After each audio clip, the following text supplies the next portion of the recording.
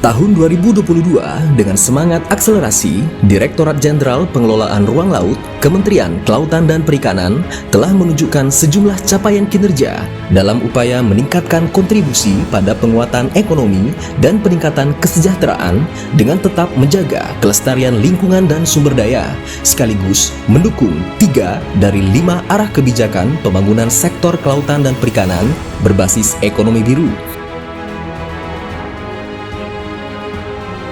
yaitu penambahan luas kawasan konservasi laut, pengelolaan kawasan pesisir dan pulau-pulau kecil, pengelolaan sampah plastik di laut. Komitmen Direktorat Jenderal Pengelolaan Ruang Laut untuk menjaga ekologi sebagai panglima dalam tata kelola sektor kelautan dan perikanan Indonesia diwujudkan melalui sejumlah capaian, di antaranya luas kawasan konservasi mencapai 28,9 juta hektar. Pengelolaan kawasan konservasi yang berkelanjutan seluas 13,8 juta hektar. Pengelolaan berkelanjutan 16 jenis ikan. Penyusunan materi teknis rencana zonasi untuk 34 kawasan. Pelaksanaan Bulan Cinta Laut serentak di 14 lokasi dengan total sampah plastik yang terkumpul oleh nelayan sebesar 88,51 ton. Fasilitasi penerbitan 55 sertifikat hak atas tanah pulau-pulau kecil terluar sampai dengan tahun 2022. Fasilitasi penerbitan 20 peraturan bupati atau peraturan wali kota terkait penetapan dan perlindungan masyarakat hukum adat sampai dengan tahun 2022.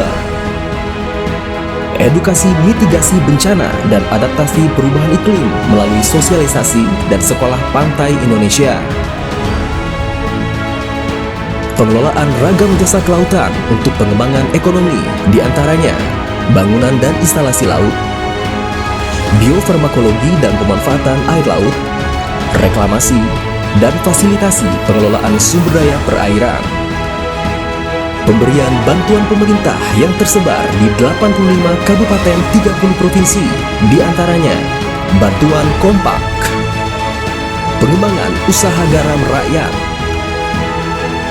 sarana prasarana wisata bahari, sarana prasarana pemanfaatan benda muatan kapal tenggelam, sarana prasarana biofarmakologi, pembangunan dermaga apung, bantuan ekonomi produktif, pengembangan kawasan pesisir tangguh, penanaman mangrove, penanaman vegetasi pantai, pembangunan pusat restorasi dan pengembangan ekosistem pesisir, dan pengelolaan produk turunan mangrove.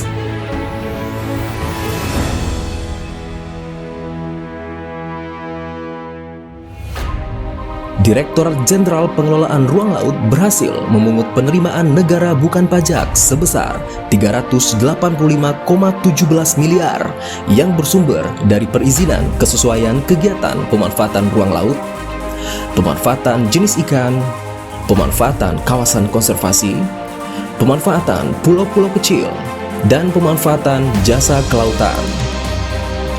Menjunjung tinggi integritas seluruh unit pelaksana teknis Direktorat Jenderal Pengelolaan Ruang Laut, sejumlah 8 UPT berhasil memperoleh predikat zona integritas menuju wilayah bebas dari korupsi dari Menteri Kelautan dan Perikanan. Bahkan 3 diantaranya berhasil memperoleh penghargaan nasional dari Menteri Pendayagunaan Aparatur Negara dan Reformasi Birokrasi, yaitu Balai Pengelolaan Sumber Daya Pesisir dan Laut Pontianak, Balai Kawasan Konservasi Perairan Nasional Kupang, dan Loka Kawasan Konservasi Perairan Nasional Pekanbaru. Dalam menjalankan inovasi pelayanan publik, Direktorat Jenderal Pengelolaan Ruang Laut melalui UPT Balai Pengelolaan Sumber Daya Pesisir dan Laut Padang berhasil memberikan kontribusi dalam ajang kompetisi inovasi pelayanan publik tingkat nasional yang diselenggarakan oleh Kementerian Pendayagunaan Aparatur Negara dan Reformasi Birokrasi melalui program Bantuan Kompak untuk kelompok Laskar Pemuda Peduli Lingkungan LPPL Ampiang Parak, sehingga Kementerian Kelautan dan Perikanan memperoleh penghargaan berupa 99 finalis top inovasi pelayanan publik tingkat nasional. Sebagai bentuk upaya kolaboratif, Direktorat Jenderal Pengelolaan Ruang Laut menjalin kerjasama dengan berbagai pihak seperti pemerintah daerah, kementerian lembaga, perguruan tinggi, lembaga swadaya masyarakat, dan kelompok masyarakat, serta terlibat aktif dalam kerjasama bilateral maupun multilateral. Pengelolaan ruang laut memiliki peran penting dan strategis dalam penerapan pembangunan kelautan dan perikanan berbasis ekonomi biru dengan menyiapkan regulasi dan kebijakan yang terintegrasi untuk yang pertama meningkatkan iklim investasi dan kesempatan berusaha di ruang laut. Yang kedua, bagaimana kita menjaga kesehatan laut serta menghindari terjadinya konflik pemanfaatan ruang laut dan sumber daya kelautan. Menyongsong tahun 2023, Direktorat Jenderal Pengelolaan Ruang Laut siap terus meningkatkan kinerja melalui berbagai upaya, diantaranya bagaimana kita berupaya untuk konservasi, baik pengelolaan kawasan konservasi maupun jenis ikan, neraca sumber daya laut, integrasi pengelolaan pesisir, dan other effective area-based conservation, penyusunan dokumen rencana zonasi, penanggulangan pencemaran, rehabilitasi wilayah pesisir dan pulau-pulau kecil, pemanfaatan pesisir dan pulau-pulau kecil terluar, mitigasi bencana dan adaptasi perubahan iklim, serta fasilitasi masyarakat hukum adat dan masyarakat lokal, penggaraman nasional, pengelolaan wisata bahari, benda muatan kapal tenggelam, biofarmakologi, reklamasi, bangunan dan instalasi di laut, serta pelayanan perizinan dalam rangka pengendalian pemanfaatan ruang laut, jenis ikan, pulau-pulau kecil, dan jasa kelautan. Dengan menerapkan nilai berakhlak, orientasi pelayanan, akuntabel, kompeten, harmonis, loyal, adaptif, dan kolaboratif, serta budaya anti korupsi, kami siap memberikan pelayanan prima pada masyarakat.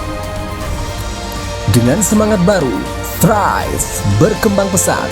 Direktorat Jenderal Pengelolaan Ruang Laut siap mengawal ekologi laut untuk ekonomi biru.